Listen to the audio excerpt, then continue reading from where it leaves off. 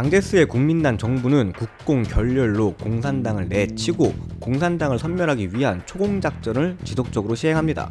당연히 소련과도 단교를 하죠. 그러고 손을 잡은 건 독일이었습니다. 중국은 무기 생산에 필수적인 텅스텐과 안티몬을 싼 값에 독일에 수출했고 최신 무기와 기계를 수입해왔습니다. 1933년부터 중일전쟁이 일어나는 1937년까지 중국이 수입한 무기의 80%가 독일제였습니다. 1차 세계대전에서 패배하긴 했지만 전통적 육군 강국이었던 독일은 중국의 장군급 장교 5명과 수백 명의 영광급 장교를 파견했습니다.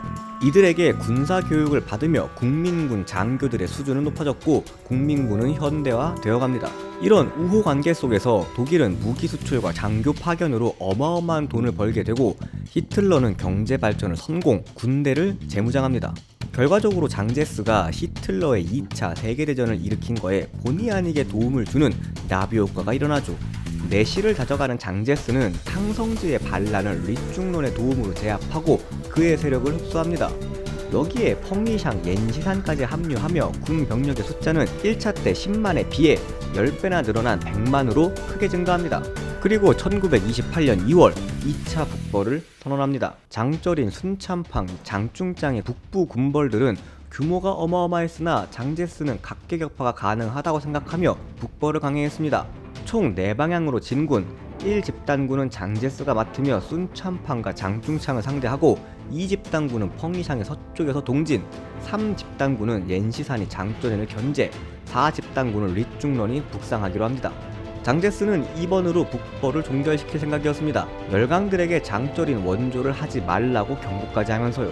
베이징에 있던 장쩌린은 북벌 소식을 듣고 매우 놀랐습니다. 연이은 패배로 영토와 군사는 줄어들었고 재정은 파탄이 났으며 일본과 친하게 지내고 민생은 돌보지 않는다는 소문이 돌며 민심도 잃어갔죠. 그러나 썩어도 준치라고 장쩌린과 봉계군은 강했죠. 장쩌린은 아들 장쉐랑과 함께 옌시산을 오히려 밀어내며 스자장을 점령했습니다. 펑리샹이 급하게 합류하지만 장쩌린을 상대하기에는 쉽지 않았습니다.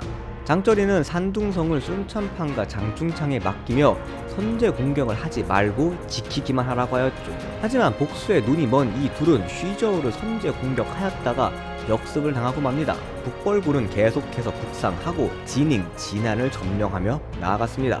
산둥성에서 북벌군이 승리하자 펑리샹과 옌시산은 전열을 가다듬고 공격, 스자장을 탈환하였습니다. 장쩌린은 장제스에게 정전을 요청했지만 장제스는 바로 거절해버리죠. 이때 장제스가 중국을 통일하기 원치 않았던 일본이 개입합니다. 산둥성으로 군대를 파견한 일본군은 숫자는 적었지만 화력에서는 압도적이었습니다. 그리고 일본군은 진안성을 점령하고 북벌군에게 진안 11km 밖으로 철수하고 철도로 병력 소송을 금지해버립니다. 사실상 산둥성으로의 북벌을 막아버린 거죠. 서쪽의 옌시산과 펑리샹만으로는 베이징이 장쩌린을 상대하긴 어려웠습니다. 그래서 장제스는 우회하여 베이징으로 향했죠. 네 방향에서 올라오자 장쩌린은 결국 베이징을 버리고 사내간을 통해 만주로 철수를 시작합니다. 자신과 봉계 군대가 사내간을 통과하자 사내간을 봉쇄해버린 장쩌린, 동맹인 순참팡과 장충창의 군대는 도주에 실패하고 장충창과 장제스 사이에 끼어서 괴멸되어버리고 가까스로 순참팡과 장충창만 다롄으로 도주합니다. 사내간을 통과한 장쩌린의 열차가 황고둔역에 도착하자마자 펑 하는 소리와 함께 큰 폭발이 일어났습니다. 만주를 노리고 있던 일본 관동군의 소행이었죠. 이로 인해 천하통일을 눈앞에 두었었던 장쩌린은 허무하게 사망하고 맙니다. 장쩌린의 만주 봉계 군대는 아들 장쉐랑이 물려봤죠. 그는 아버지의 폭사 주범이 일제인 것을 알고 군대를 이끌고 장제스에게 투항하고 이로써 장제스는 북벌에 성공합니다. 하지만 이는 반쪽짜리 성공이었고 장제스, 펑리샹, 옌시산, 리중렁 등은 각기 자신의 군대를 보유하고 있었습니다. 오히려 외부에 적이 없어져 이들 간의 내부 결속은 더 느슨해졌습니다. 천하통일을 이루었기에 더 이상 많은 군대는 필요가 없었죠. 수십 년간 이어진 군벌들 간의 내전과 그로 인한 군대 확충으로 장풍염계의 군대와 지방의 군소 군벌들까지 합하면 병력의 숫자가 300만 명이나 되었습니다. 당시 전 세계에서 가장 큰 병력이었죠. 국민당 정부의 1년 세수가 4억 5천만 위안이었던 거에 비해 군비 지출은 연간 5억 4천만 위안이었고 부족부는 해외 차관으로 메꾸는 실정이었습니다. 이에 장제스는 군 감축을 제안했습니다. 모두가 필요하다는 것은 알지만 군대 축소는 자신의 영향력 감소로 이어진다는 것을 너무나 잘 알기에 선뜻 줄이기는 싫었죠. 남부 리중런이 제일 먼저 반발했습니다. 국민당 탕성주의 반란을 제압해 가며 장제스를 다시 복귀시켜줬는데 토사구팽 당한 느낌이었죠. 그래서 20만의 군대로 반란을 일으켰습니다.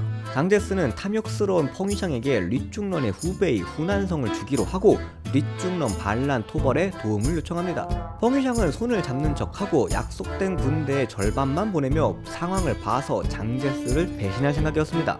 이를 눈치챈 장제스는 옌시산을 북로 총사령관으로 임명하여 펑이샹 토벌에 들어갑니다. 펑이샹의 박쥐같은 행태에 부하 장교들은 장제스에게 귀순하며 펑이샹의 군대는 패배하고 리중런의 반란도 제압됩니다. 서쪽과 남쪽의 반란이 진압되자 두려워진 옌시산은 다시 펑이샹, 리중런과 동맹을 맺고 반장제스 연합을 구성하였습니다. 80만의 군대를 가진 어마어마한 규모의 연합으로 장제스에게는 최대의 위협이었죠. 이 반장연합은 주석에는 옌시산, 정부위원회는 펑이샨, 리중런 등이 취임하며 베이징에 반장 정부를 세웠습니다. 초반 위세는 어마어마해 타임지의 새로운 중국의 지도자로 옌시산을 소개할 정도였죠. 그러나 동북 쪽에서 중립을 지키고 있던 장쉐랑이 크게 반발을 하고 장제스의 편에 서서 베이징으로 진군합니다. 옌시산은 베이징을 포기하고 산시성으로 후퇴하죠. 병력은 많았지만 반장연합은 연합이 잘 되지 않았습니다. 펑이샹이 장제스를 공격할 때 옌시산은 자신의 병력을 보존하기 위해 펑이샹을 도와주지 않았고 옌시산이 공격을 받을 때 펑이샹을 외면했죠. 이러면서 각자 각계격파 당하고 옌시산, 펑이샹은 하야 마침내 1930년 11월 12일 결국 장제스는 반장연합을 진압하면서 진정한 중국 대륙 천하통일을 이루게 됩니다. 신해혁명부터 20년, 그 이전 청, 말, 북양군벌부터 약 40-50년을 이어오던 군벌의 시대는 막을 내립니다. 그러나 중국 대륙의 안정은 오지 않습니다. 외부의 적이 없어진 국민당 내부에서는 1, 2차 양광사병 같은 장제스와 반장제스의 권력 다툼이 지속적으로 일어나며 정치적으로는 혼란스러웠습니다. 기회를 엿보던 일제 관동군은 1931년 만주사변을 일으켜 괴뢰국인 만주국을 세우고 중국 침략을 본격적으로 시작하였고 뒤이어 1937년에는 중일전쟁까지 일어납니다. 그리고 장제스의 가장 큰 적이 되는 마오쩌둥과 공산당은 국벌 전쟁과 중원 대전 기간을 공산혁명의 기회라 생각했습니다. 그래서 홍군을 조직, 시위와 무력 투쟁을 하며 공산 세력을 키우기 시작합니다. 20년 동안 이어질 국공내전의 서막이죠. 진압에 가장 큰 도움을 준 장쉐랑은 동북군의 보유를 인정받으며 장제스에 이은 사실상 2인자가 됩니다. 만주국 건국으로 영토의 절반을 잃었지만 영향력은 엄청났죠. 훗날 괴멸되어 가던 공산당은 기사회생을, 장제스는 몰락의 시작이 되는 시안 사태를 일으켜 혼란을 야기하기도 합니다.